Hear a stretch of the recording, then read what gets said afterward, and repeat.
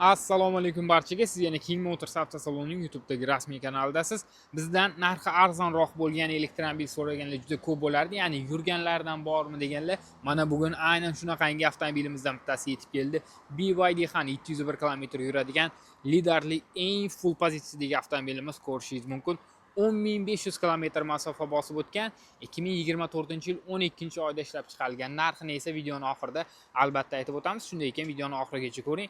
Bu yerda ko'ryapsiz, Michelin'dan avtomobilimizda shinalar, 19-razmerdagi disklar hamda bu yerda tormoznoy disklar ham perforatsiyali hisoblanadi va tormoznoylari bunda nisbatan kattaroq, ya'ni oddiy 701 ga nisbatan aynan liderlida kattarog'idan qo'yilgan bo'ladi va orqa qismida ham juda zo'r funksiyalar bor avtomobilimizni.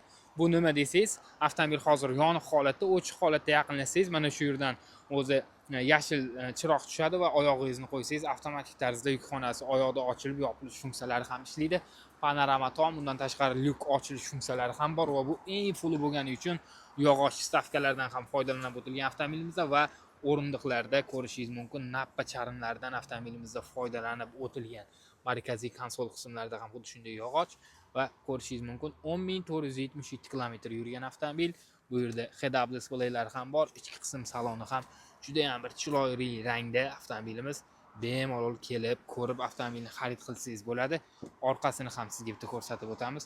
Podlokotniklari bor va haqiqiy biznes klass sedanga xos bo'lgan orqa qism avtomobilimizda. Sotuvda tayyor holatda, xohlasangiz nasiya savdoda, xohlasangiz boshqa usullarda ham avtomobilni xarid qilsangiz bo'ladi. 2024-yil 12-oyda chiqqan, yurgani 10.500 km. Narxiga keladigan bo'lsak, 33.500 AQSh dollari deb baholangan. Pastdagi raqamlarga aloqaga chiqishingiz mumkin. Sizni King Motors'da kutib qolamiz.